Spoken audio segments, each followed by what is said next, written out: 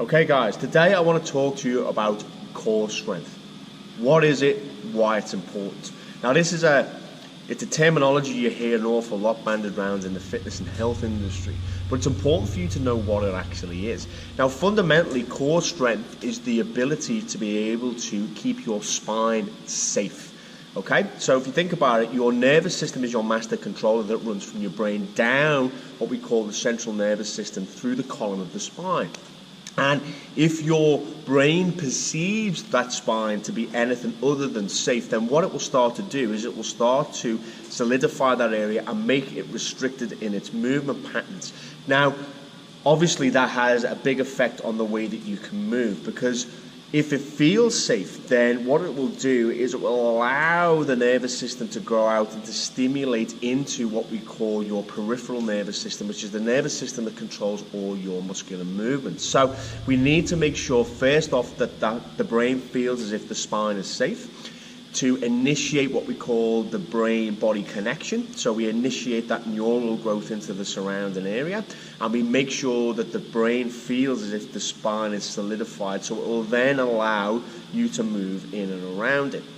So there's a few movements that I'm going to teach you here that will allow you to be able to do that. Now the first couple of things I'm going to do, we're going to start off on the ground. Now the reason why we're starting off on the ground is because we want to make sure that the brain perceives the spine to be in its safest position, which is lying flat and supported. However, true core strength should be transferred from the ground upwards, so onto all fours and then onto our 2 feet.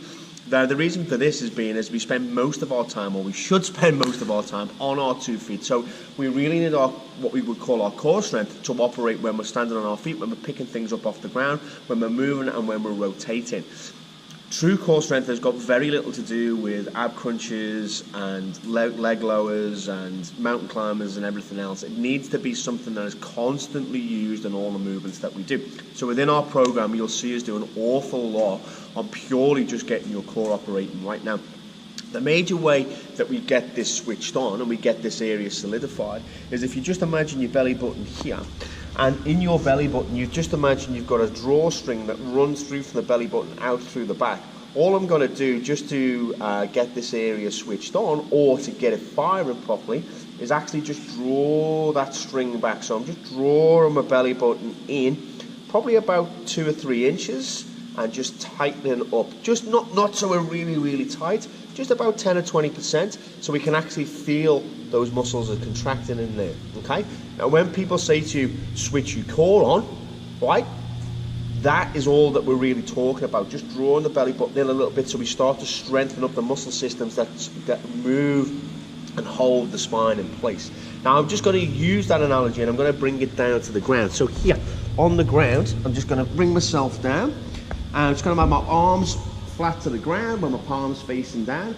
All I'm going to do is I'm just going to use a breathing technique. So I'm breathing in through my nose and I'm inflating my belly with the air, and then what I'm going to do is I'm going to exhale and I'm going to pull that belly button in. I'm going to hold it, 1, 2, and release. Big breath in, exhale, pull that belly button in, tighten it up, 1, 2,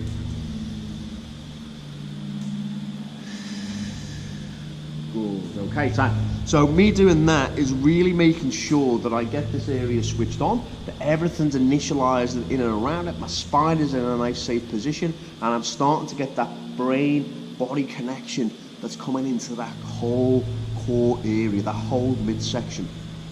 I'm just going to start to move around with a bit of movement now. So with that first one, I'll be doing 10 of those breaths just to make sure that everything's switched on. And then I'm going to move into this next one here, do exactly the same thing with my breath. But what I'm going to do is as I come up, I'm actually going to curl my spine off the ground, sort of vertebrae by vertebrae. So it looks like this. So big breath in. Inhale, inflate the belly. Exhale, draw my belly button in.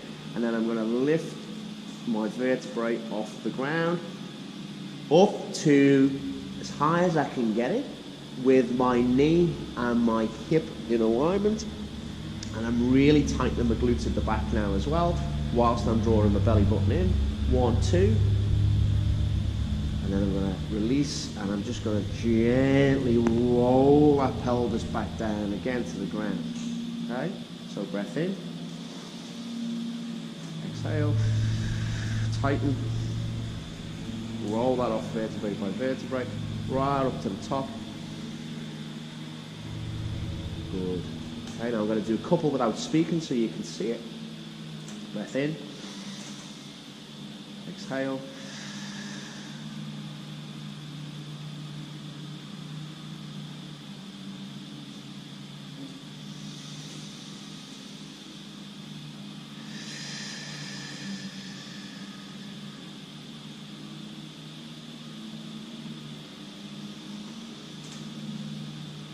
Now what this is going to really do is it's going to get your spine feeling itself safe. It's going to get the vertebrae starting to operate unit by unit, so it starts to open itself up. It's going to get you and your body sensing the feeling of the contraction that's happening in there as well. And it's also going to get the glutes firing and the hamstrings firing as well, which are an important part of stabilization through the whole unit too. So really important. And then I'm going to take it onto all fours. So this is stuff that we've all done as we've progressed from the ground when we were children to progressing onto the next stage before we learn to walk, which is moving on to all fours. So I'm just going to do exactly the same breathing technique, but this time the spine is going to be loaded up more because it isn't close to the ground and gravity is pulling down on it. So I'm just going to go into the all fours position. I want my knee underneath my hip, and I want my chest over the top of my hand. So I've got this nice box position, and I'm going to do exactly the same thing. I'm just going to do the breath. So breath in, inflate the tummy, and then exhale without moving the back. Okay, so without rounding the back off, I'm just going to draw my belly button in. So down, exhale. Now if we just show you, if I just pull my top up slightly as well so you can see this. So I'm going to inhale, fill my belly up, and then exhale, draw it all in so it's nice and tight without moving my spine. So my spine stays nice and straight as it comes through. Now the last stage would just be to start to add a little bit of instability into this so we can really start to get that neural system firing and that core switched on. So from here,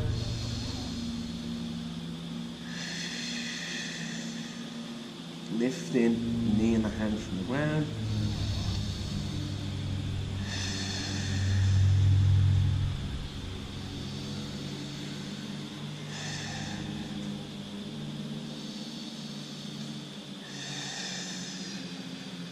So opposite hand and knee, slightly off the ground. Now what that does, that takes 50% of your contact points away, so you've got to stabilize a lot more through that system. Now if you can practice these, and you can do this before each session, or you can do it on your off days, what you're going to find is you're going to find that that core unit starts to stabilize a lot more. You're going to find that the brain-body connection gets a lot stronger. You're going to find that the neural links and the pathways get a lot stronger as well, because your brain will perceive your spine as being a lot more solid. That means that you're going to be able to recruit more muscle tissue in the peripheral nervous system, so in the arms and the legs and the chest and the shoulders and so on, which means that you're going to get greater growth and a higher metabolism. So it's very worthwhile in making the investment in just getting the core strength going. Really concentrate on the quality of the breath and the initiation of the core system, and you'll get massive benefit from it.